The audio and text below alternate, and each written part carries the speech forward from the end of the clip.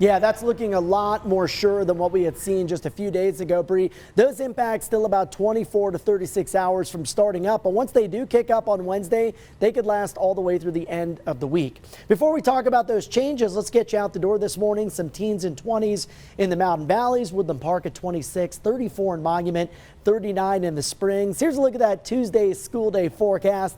I'm giving it the green light all the way through the mid-afternoon hours. You might want a light jacket early for the kids, as we'll be just above freezing at 8 a.m. By noon, they can shed the layers with a touch of spring fever expected. Highs today climbing into the lower 60s. So nice and warm again this afternoon before those significant weather changes roll into the state late this week. Here's what we know at this point. We're going to be dealing with a long duration, powerful high impact storm. I think most of the impacts begin to pick up midday Wednesday into Wednesday night, and they could continue all the way through midday Friday, if not Friday evening in some areas. Here's what I want you to be prepared for. Difficult to impossible travel, especially from Wednesday night to Thursday night. And I think we'll likely see school and road closures here into parts of southern Colorado. Now, snow amounts are going to be highest up towards Teller County, Monument Hill. Some of those areas could see as much as 1 to 2 feet of accumulation. They'll see winter storm watches go into effect tomorrow morning. Also down south, tracking winter storm watches from Wednesday night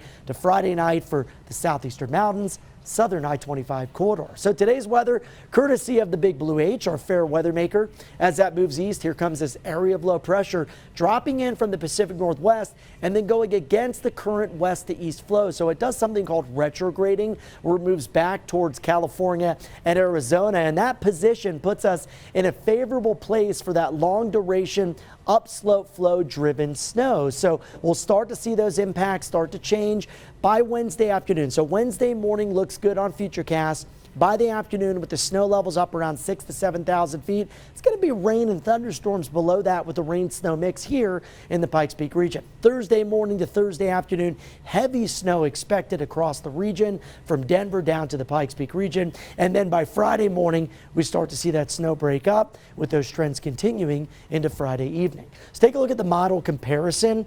Notice the blend in the European model really likes some heavy snow amounts around Monument, Teller County, Denver Metro, as well as southern parts of the News 5 coverage area. Again, these areas could easily walk away with as much as 1 to 2 feet of accumulation, likely collecting around 6 to 12 inches in the Springs.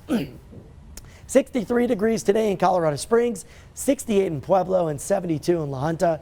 Looking at that super 7-day forecast, we'll say a mix of rain and snow on Wednesday, snow and wind on Thursday. Haven't even talked about the wind side of the storm, but we could see gusts Thursday up around 40 miles per hour, lingering snow into Friday. For Pueblo, rain and thunderstorms tomorrow. Snow and wind here, but because of the warmer temperatures, won't probably see much more than an inch or two out across parts of Pueblo and Pueblo County. For Canyon City, we have snow and wind late this week after that rain snow mix on Wednesday.